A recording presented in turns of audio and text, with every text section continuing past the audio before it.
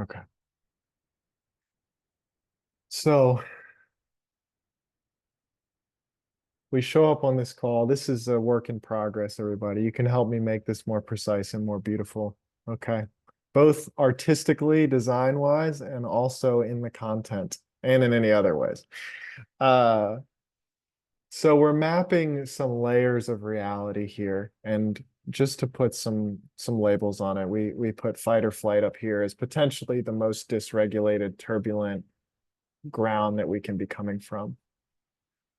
And then perhaps we're in consensus reality where we're um, getting really angry at people who cut us off in traffic and spending all day worrying about whether Donald Trump's going to become president or end up in jail, and being really mad because taxes exist and like yelling at the paper. Uh, so that's like a deeper, that is maybe a deeper ground. But it's where a lot of us live. Uh, And then there's deeper and deeper depths, right? The more we drop into our creativity, into our essence, people tend to show up as entrepreneurs and artists, even deeper practitioners and healers. A layer deeper, we might call mystics and alchemists. I haven't spent a lot of time going into distinctions between these different depths. We could do that together if that's of interest. But the real point of this is that when at the beginning of the call, when we did the practice that we did, we're dropping down into our depths to hit the ground of well-being, right? That's what the invitation is, to drop down and hit the ground of well-being at our deepest depths, the ocean floor of our consciousness. And what happens when we hit this place is coming on this call, maybe we have a state experience, right? We come on and it's like, this is great for us, let us in a meditation, or maybe by doing a yoga practice or taking a psychedelic or something, we hit this ground and we have a state experience. But what we're inviting in our emerging future is actually we're inviting people into the potential of living life from here, not just having it as a moment, but having it as the place that we orient and relate with reality from. And to do that, we've seen two main things are needed. One is that our nervous system, we actually get a new nervous system state living life from here. So you might have experienced this today. I don't know. You all tell me. Did anybody experience like your nervous system went through a shift on this call today? Did anybody feel that? Yeah, some people. Okay, I see at least 6, 7 hands. Yeah, okay. So you might have a different nervous system state, and also a new psychosomatic center of gravity. Psycho meaning psychology, psyche, somatic meaning body. And so we all have a center of gravity. We all have a homeostasis, whatever's normal for us. And whether we're, here or here or here, how deep we need to drop, this is a different center of gravity. It's a different ground. It's a different homeostasis to relate with our experience from. So it's a different nervous system state. It's a different heart rate variability. It's a different vibrational tone. It's a different reverberation. It's a different psychosomatic center of gravity. Everything's different from here, right? And so what we need to do is train our nervous system so we're aware when we leave this ground of well-being.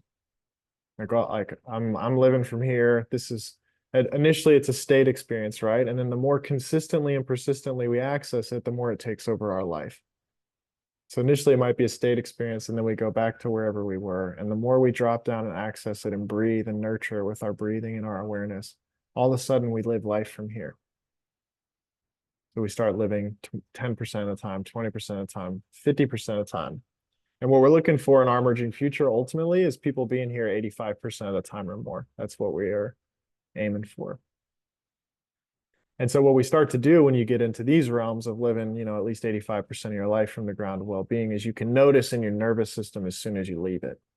You go like, wait a second, there's this kind of I was buzzing along, reverberating, all of a sudden my vibration's different, things got a little contracted, I feel a little what just happened, right? And so we can train the nervous system, and part of that is doing the healing and the cleaning up work, the shadow work, the depth work, the trauma work that's needed so that we can actually come from here in a stable way. right? So it's not like a peak experience. So it's just a really grounded, coherent way to walk through the world. And so there's a couple more things that happen. One is we come back and actually I'm going to speak to this part first. So we come together on calls like this and we get to create a shared resonance field. So we come together in this group and it's like, wow, in some way we come together and all of us emanating this ground of well-being together, it makes it easier for me to access it somehow. Like, what is that about coming into a collective call? What is that about coming into a collective call where everybody's coming from here that I can all of a sudden just drop in that much easier, right? And the more of us who embody this more fully, the easier and easier it is for anybody to walk in the room and drop into this without even knowing what's going on. Right? You just come in the room and your psychosomatic being and your nervous system and everything just attuned to what's happening in the field. And all of a sudden you're like, wow, I was triggered and now I'm golden. I was never not golden, but I was also triggered. Uh, and this leans into a human potential question because, like I said, it's becoming increasingly evident to us that the world we want to see already exists here in this state of consciousness together. And so there's a discovery process of us going, wait a second, what happens when we all come together and are in relationship from this place? How do we do business? How do we do romantic partnership? How do we do parenting? How do we do decision making? How do we do boundaries? How do we do shared agreements? Right? How do we do money? How do we do uh, anything?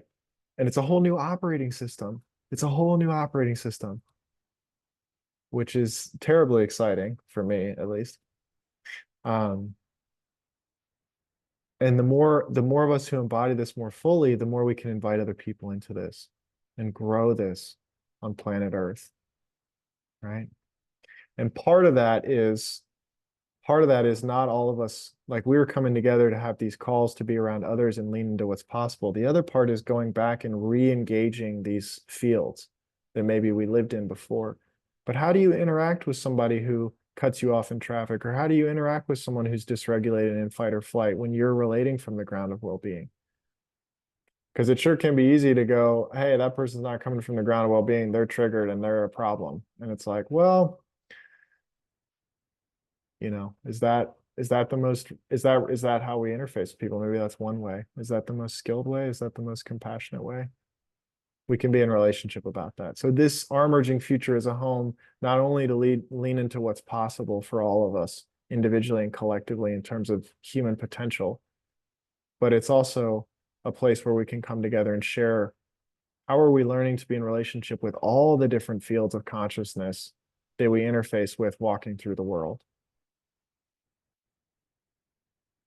so that we can be with what's happening in our experience from the ground of well-being and bring regulated, coherent, resourced energy to the moment.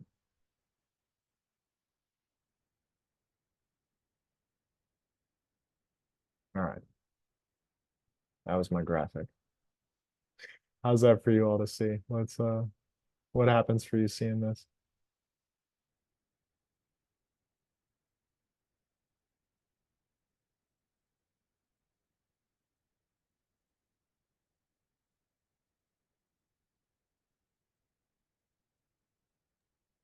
I feel inspired because it's exactly what I'm coming to. It's like, yeah, I played the blame game and that was fun. You're the reason I feel this way, but it got old. And lately, what I've been witnessing in my own life is if I'm holding this ground of being, my one of my closest friends was in a hell state the other day. And from where I wasn't sure because I'd worked with a lot of difficult clients that day. I didn't know if I had it or not, but I thought, hey, let's just see what happens. And she was telling me her hell state, and I was just looking into her eyes, and it wasn't affecting me at all. And it felt like the greatest gift that I could give is to not, when somebody's struggling, the last thing they need is to hear what's wrong with them or how I don't appreciate them or blame them for how I feel.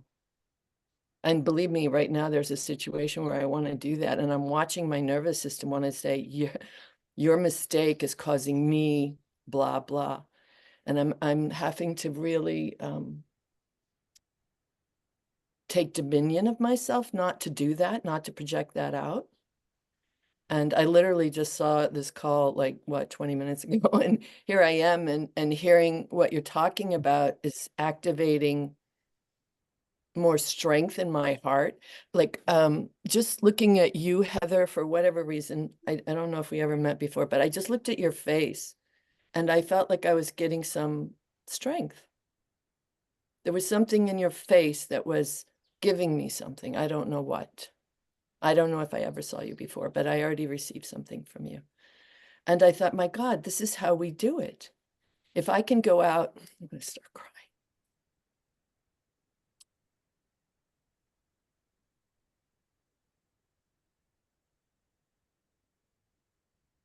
If I can go out into my community from this place,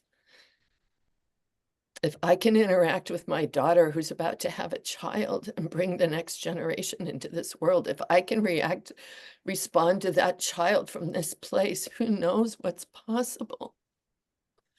But I've touched a place that's beyond anything I knew. And it is my greatest desire to extend what I've discovered within me into the world and stop believing it's not possible or I have to be on a different planet. That's what I used to believe. I'm on the wrong freaking planet. They made a mistake. And I realized, because it didn't feel like what I know in my heart.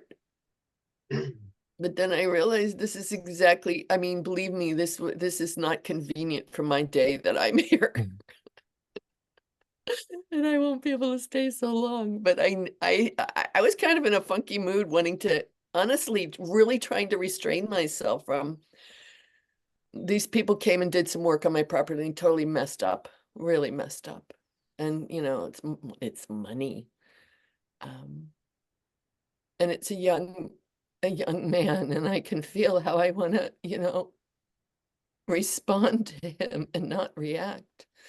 But my nervous system wants to react, I'll be honest. And so I'm having this internal,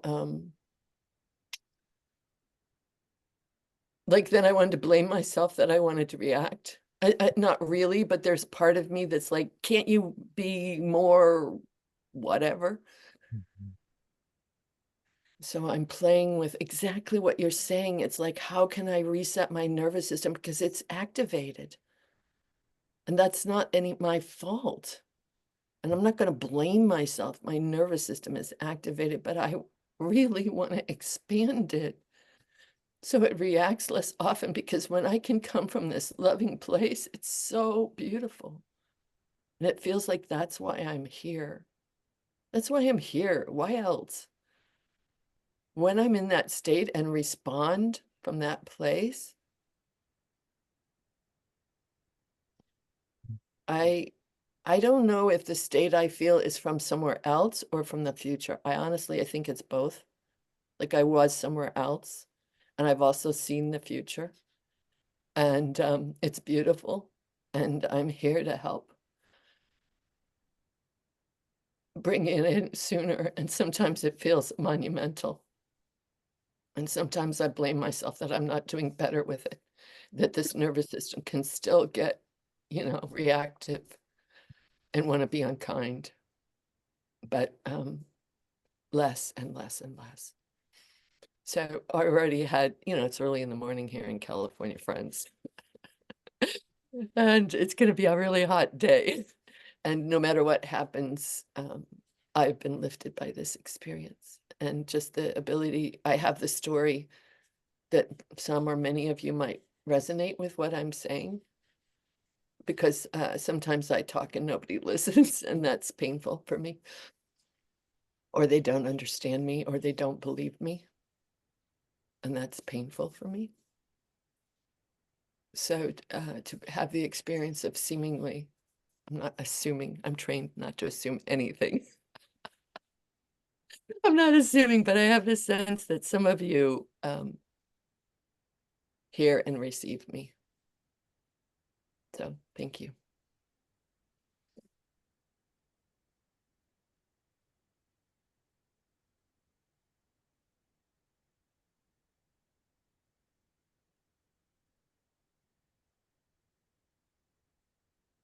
Yeah, Daryl. Thank you, Tucker. Where's Tucker? Where's Tucker? Oh, he's off He's camera. he's had his camera off. Okay. I just want to see. You just gotta look at his good-looking photo. Okay. I'm here because of Tucker too, actually. Yeah. But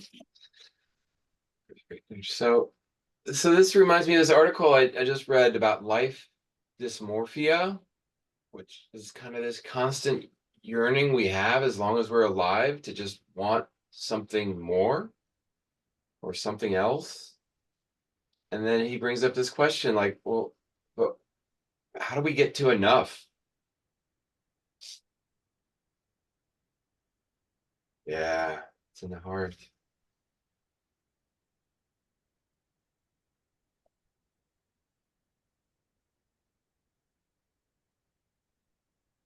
And so there's something about how do we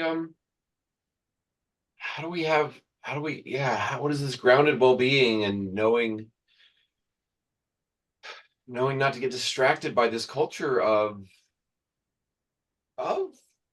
nervous system activation and finding ways to make somebody wrong when we really just want to make everybody have grounded well-being or not make them but allow them to or set the stage for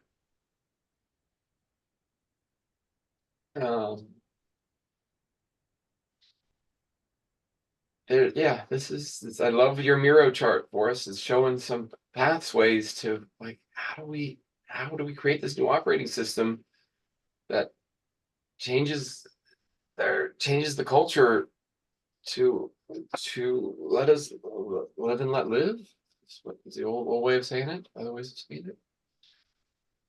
How do we stop reinventing the wheel all the time and just like take what we've got and share in making it better rather than competing to make it better? How do we do more co-opetition? How do we do more cooperation? How do we have less loss? And how do we have a unified mission statement? How do we have a vision, that shared vision together to, so we can relax, so we can enjoy? But people are afraid to relax. People are afraid to not be competing. And yeah, there's some needs for competition here and there. It's fun to compete, but then it gets ugly. And so like it's really ground in our well-being so we have playful competition and not harmful competition. Yeah, so thank you. Look forward to seeing what wants to emerge with these diagrams for us. It's a great path. Yeah, thank you, Daryl. I feel really enlivened by your share, and it brings up the last thing I want to speak to today, which is the well-being economy. Yeah, so next month in the Netherlands, July 4th through 6th, we are hosting the Well-Being Economy Gathering. Yeah, I like seeing everybody dance. So what's the well-being economy? Well, as Daryl so lovely just teed us up for bump a bump. I love this question. I'm obsessed with this question. Does anybody feel like there's like if you had a thing like business and money and consciousness, does anyone ever feel like consciousness and spirituality, business and money? Does anyone ever feel like business and money, people are like consciousness, spirituality? No. And like consciousness and spirituality, people are like business, like money, like you know what I mean? And we were like, what if business people and people who are into money fell in love with consciousness work? And what if people who are into consciousness work fell in love with money and business? What if? A whole new world. So, next month in the Netherlands, this is like the ongoing body of work. You know, if you walk into almost any business strategy meeting in the world, they're going to say, what's our customer's pain point? Right? So products, services, businesses, economies are sourced from and necessarily require someone to be in pain to exist. If the pain isn't there anymore, the product, service, business, and industry ain't needed anymore. We were like, what if there's another way? What if everyone has access to the ground of well-being? What if everyone has access to gifts? What if everyone's already enough, perfect, and whole? And what if wholeness can become more whole? What if perfection can become more perfect? And what if there is a lifelong business to support the flourishing of our innate gifts and capacities? And in doing that, we could solve our pain points. What if we could build businesses, products, services, and economies that nurtured our organic evolutionary unfolding in a way where we reached more and more vibrant levels of thriving and vitality and robustness and well-being? And what if we could nurture that and tend to it and activate it in a way that at some point the collective consciousness looked over and said, hey, there's a better way. Let's jump out of the pain-based economy and let's get going in the well-being economy. I don't know. These are just like terrifyingly enlivening questions for me to ask on my side of things. I just like can't go to sleep. I get so energized being in these questions. So we're exploring this and we're inviting people who are passionate about making the well-being economy real, not just being in a conceptual intellectual exercise, but people who are like, all right, we're already doing this. We've already given our lives over to this, whether I'm a builder, a designer, an artist, an investor, a funder, a blah, blah, blah. Who cares the labels we use to describe ourselves? I have a conviction to be an embodied example of what this makes possible.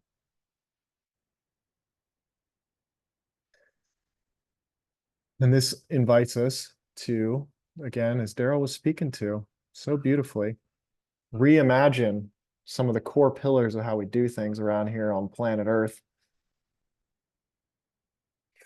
Emma, can you dance with me for a second and share one of our pillars? And I can maybe color it in a bit and we'll just go through. Here's the deal, y'all. We're listening for these pillars of the new ways of doing things in the well-being economy. We know we have some of them. We're also pretty sure we don't have all of them yet. So this is a moment in real time that we could collectively download a new pillar that we know is here, but haven't become fully aware of yet. We are at the leading edge of what's possible for humanity and could midwife in a new moment right now. Just to paint a pretty picture. So, Emma, can you share? We've got 5, I think, or 4 or 5 pillars, 5 pillars of the well-being economy that have become evident to us that are needed for this new operating system to flourish. There may be more. Let's listen for it. What do you got, Emma?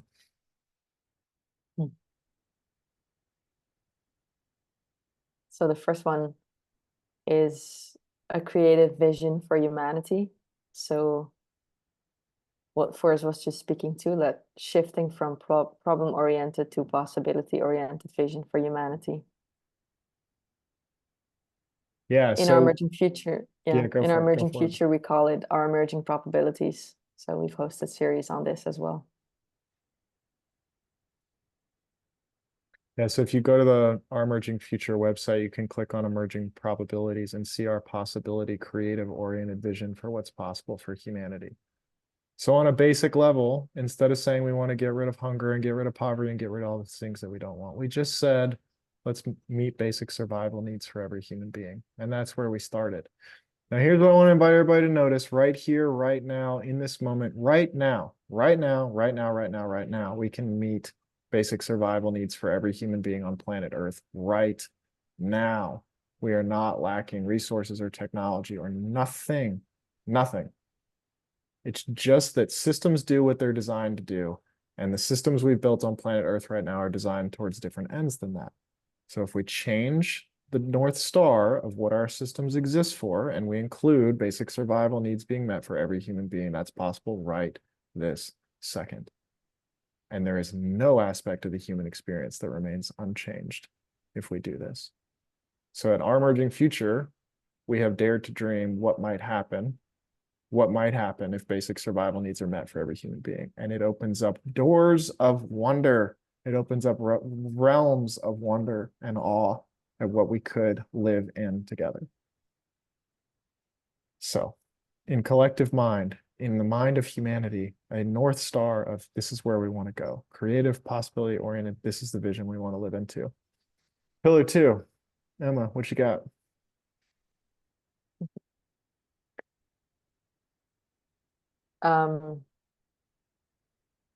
So valuing well-being consciousness.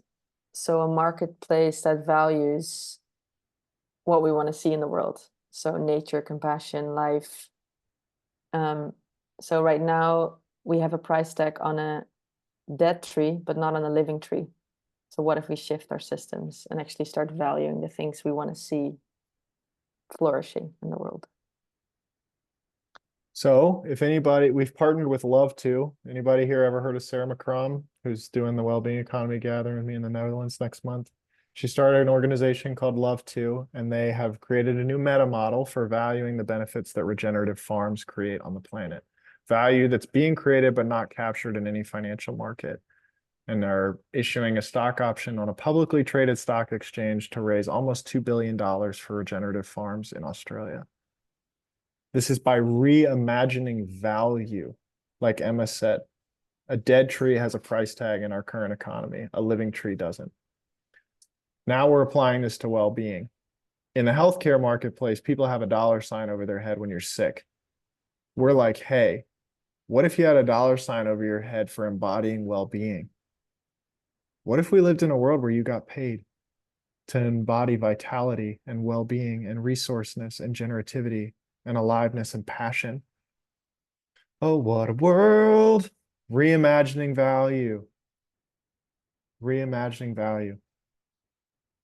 All right, Emma, number 3.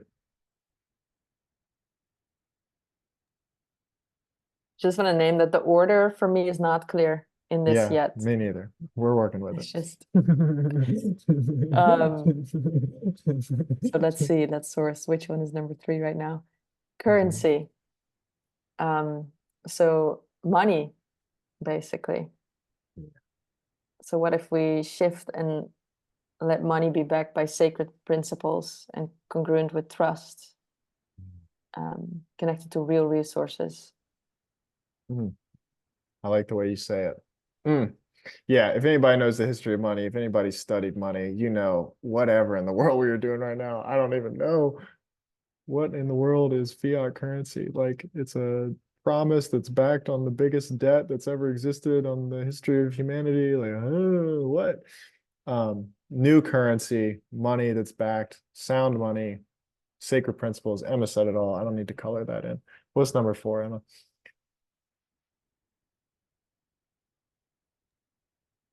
You, Oh, your essence, your contribution, your consciousness. yeah. That means each one of you, all of us, your essence, your heart, your soul, your gifts, your contribution. The well-being economy invites our unique soul contribution in its most robust, beautiful expression.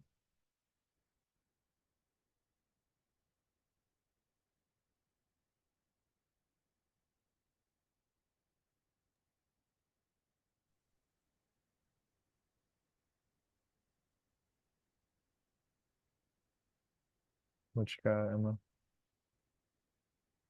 Number 5. Sacred principles of the well-being economy. Yeah, so we're emerging these right now, but on the most basic level, treat each other the way we want to be treated, listen to each other, see each other in our essence.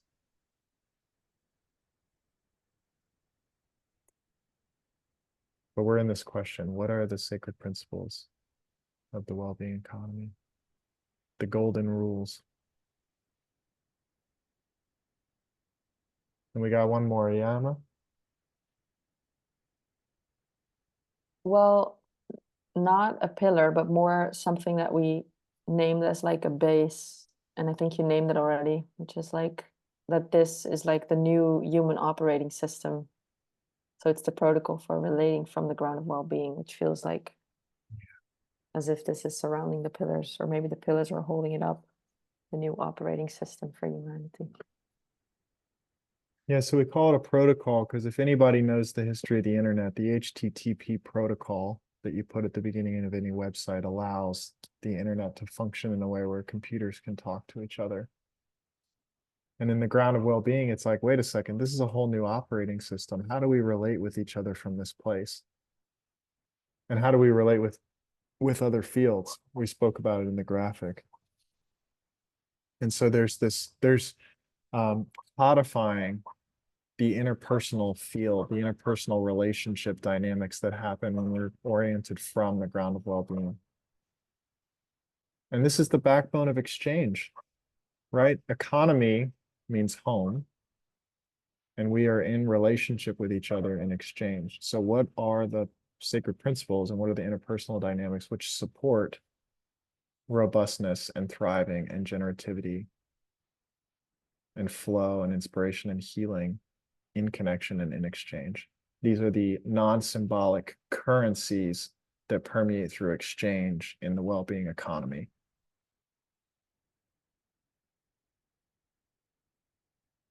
So like I said, we don't think this is the complete picture, but we know all this is necessary. It might not be sufficient, but we're on the way to downloading it in, and you all are wholeheartedly invited in this process of welcoming in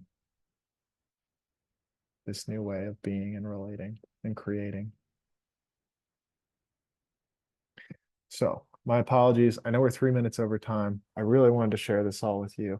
I'm happy to stay here in a little bit of an afterflow if anyone wants to share impact, how this is to hear. I also like to honor time. So if anybody needs to flow out, just know. I love you. Appreciate you being here. And I'm going to stop. We're going to stop and just make space. What's happening for you here in all this? Is there anything you want to share? Yeah, I just want to jump on the bandwagon. Sometimes I don't understand everything, but I'm just like, let's do it. I'm ready to go. I get this amazing energy and I'm like, yes, yes. I'm here for it. I'm really here for it. So yeah, that's just I just want to jump. Literally, that was the sense. Let's jump on this bandwagon. I want to go. I want to see. I don't know where we're going. Well, we know where we're going. I don't know how the journey will be, but I want to be there.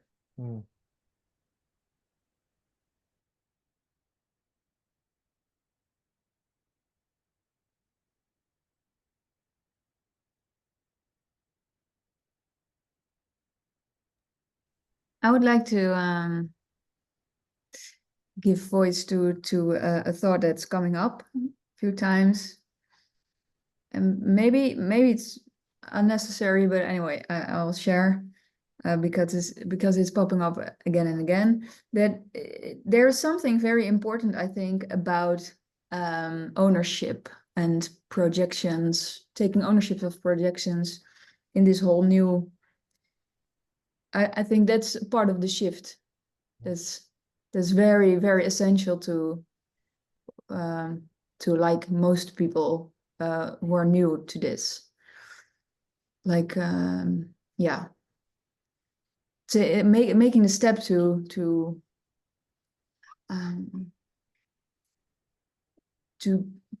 become able to reflect to yourself, so you could take ownership. Yeah, I don't know what. Blah, blah. Yeah, I hope you. I just throw it in.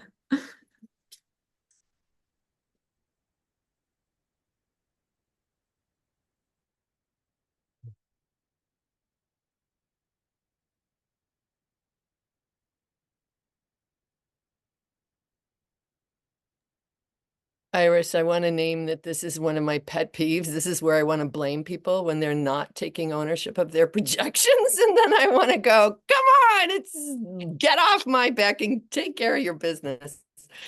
So I wanted to really honor, I think that's so important. And of course, I would like the entire world to do that so my life would be easier. But short of that, I'll do my own work first. But sometimes I get really annoyed So I want to cop to that. And I also want to share, I have to leave pretty soon, but I want to share what's super alive for me with this whole thing. Oh, it's so deep in me. Um, how do we raise the children? This is like so alive in me because when they come in, they're so pure. They are pure essence. They are the ground of well-being. And how do we not F it up? So to me, education has to be a pillar because if we can catch them early before they get infected with the this current not ground of well-being, and if we can reflect to them their essence from the get-go, if we can have schools or communities, or I don't care how it works, but it's just so alive in me.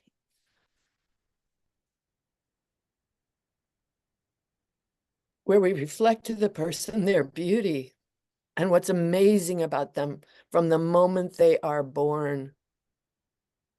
And as a parent, I tried my best and I couldn't do it, but I did pretty good, but I want to do better. And yeah, I'm going to have a grandson in about a month, and so it's super alive in me. Yeah.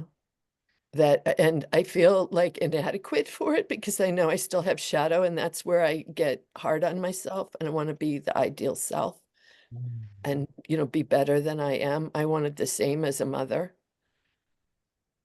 And so I let that be fuel for me, but I try to get out of the self put down that I'm not more yet. And in terms of, I think it was Daryl that said it. I have this cup here, which is, I always have the right cup for. It says, "Let all that you do be done in love." And that's enough. That is enough for me. I have to remember that's enough. I have to just, however the best is in that now moment, that's enough. Let me treat myself with love, even if I'm not the best, this, that, or the other thing. But to me, it needs to be somehow really deeply in there, because it seems to me it's the fastest way to turn this thing around. Like if you get the kids in this value system from the get-go, well, they're going to automatically, from their beingness, create something different. They already are. I mean, I don't know how old you are, Forrest, or whatever, but I know how old Emma is. And I'm like, come on. I mean, this is amazing. This is amazing. What I know a fair number of 20-year-olds, and they're amazing. Way more amazing than I was. I was amazing too at 20, but not quite as amazing. So it's already happening.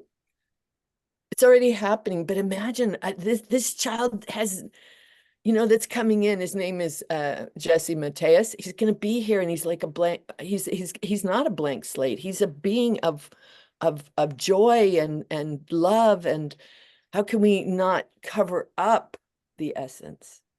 That to me is, I would love if you would include that somehow in your vision. Yeah. Thank you.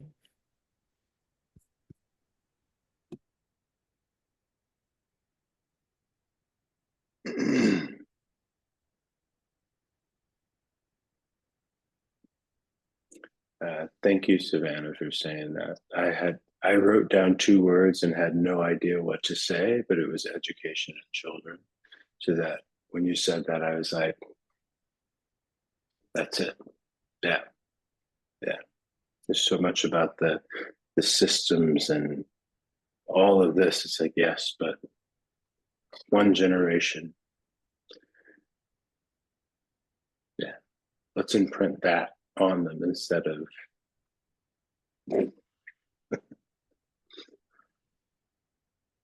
the shit, excuse my language.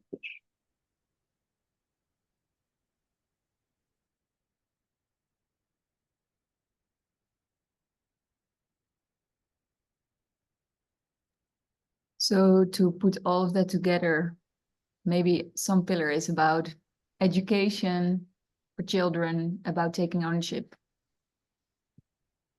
Not projecting on our children. Mm-hmm.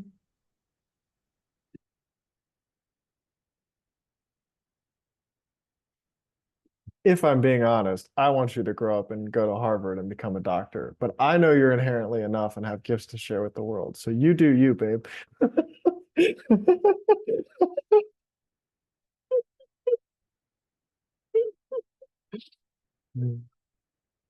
Parenting from people who can own their projections.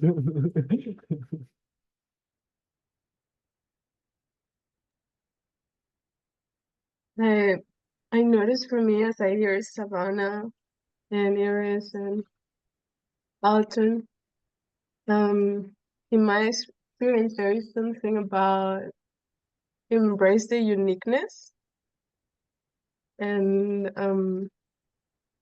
how our gifts show up and create. So as I sit here, I notice I'm in awe of the different types of, I don't have to name it, maybe the way our intelligence work. Like there is an individuality to it. And I noticed the most when Forrest showed his, how to call it, the map. And I was like, oh my God, it's so amazing. People is capable of seeing like full-on picture. Because I noticed me and I am like, when I am shown the full-on picture, I get overwhelmed. But if you give me a thread, that's where I feel my creativity the most. Like I will be extremely detailed, extremely all my gifts in a seed or two seeds at the time. Yeah. And I noticed this from my own education, like how I was pushed to be the best at the bigger picture. Like I have to be capable to take everything and be good at math, at science, at like everything, sports. And as I said this, I remember, oh, I spent my whole teenager years overwhelmed by all the different things I had to know and be excellent at.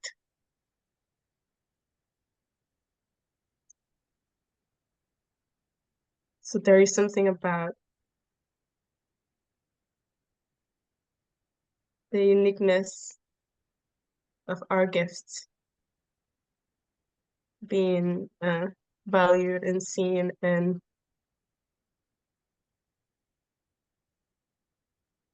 put it in a more fertile context so we bloom.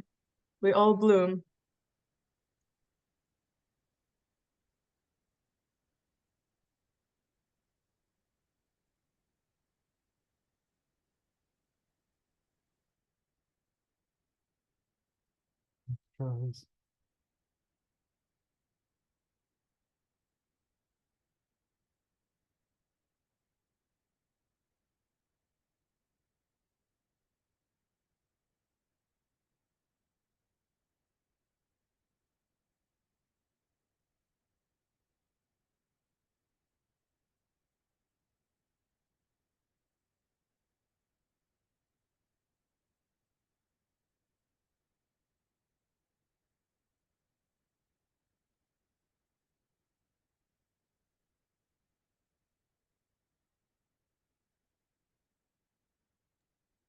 I'm not sure why I feel called to share this, but for the last days, I've been doing an ancestor process where I ask my ancestors to help me bring my gifts into the world. And I ask them specific questions and I ask specific ancestors. And there's this feeling of being unburdened when I do it. I've been doing it every morning. And then I offer them gifts. And before I was like, screw those ancestors. Most of them are pretty messed up. So it's new. And part of what I'm doing is it's said to go pre-fall. So I don't know how far back I have to go to ancestors that were pre-fall before we got, all messed up in our way of thinking and being. And So anyway, I'm finding it supportive and for some reason wanted to say it. But what's interesting to me is I notice viscerally in my body that sharing my vision, especially about the education and everything else, I feel unburdened. And I just finished reading No Bad Parts from, I think his name is Dick Schwartz, IFS, Internal Family Systems. And so like coming here, like I feel like I'm carrying this weight of my vision, and it's sometimes too heavy for one person to carry alone. That's for damn sure. And so by sharing it here, it feels like, especially with the birth of this child upon me, like I have to be a perfect person in 1 month. Good luck, right? But by sharing it here, it's distributed. And I can feel some of the, because I don't mean to do it, but sometimes my vision, it sounds like you wake up and you're excited for us. It's so great. And sometimes I am excited, but sometimes I feel weight. Oh And so yeah, by, yeah, totally. okay, good. Yeah, I mean, I don't want you to feel burdened, but I don't want No. to be the only one. Okay. You're singing the song in my heart. I know what it's like to have the weight of a vision. And when you're sharing, I'm like, yeah, it's our vision. Like it's a vision that's in all. I mean, these, what you're speaking to and what we speak to in our emerging future, in my experience, it lives in the heart of every human being. It lives in the soul of each of us. And I feel like the more that we evoke this and listen for it, the more it weighs on us. Bye, Flick. Love you. And it's like, yeah, I mean, it's been humbling to really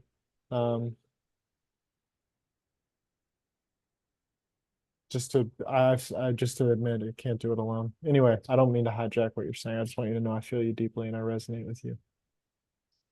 No, I'm glad you said that because not everybody resonates with what I'm saying. And so when I find somebody who I have the impression that you understand what I'm saying, to carry this vision all my life and probably lifetimes before, and to know what's possible and to feel inadequate to bring it.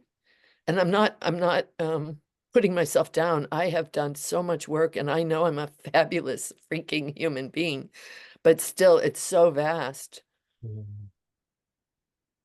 So I feel just in coming here, and I was really kind of hung up on this thing with what happened yesterday, and I watched my mind go and want to blame this young man for what he did, and just to be pulled out of that, and I was doing my best just to be with it and not do anything and let it pass through, yada yada. But to come here and share the vision, the reason I'm saying it is it's visceral. It's in my body. There's less weight in my body now. I have to go pretty soon, but there's less weight. And hearing you, Forrest, your vision, my sense is even vaster than mine. I'm just making it up, but I can imagine that there's some weight to it. And so I don't know why I'm going to say this, but I will because I'm directed to.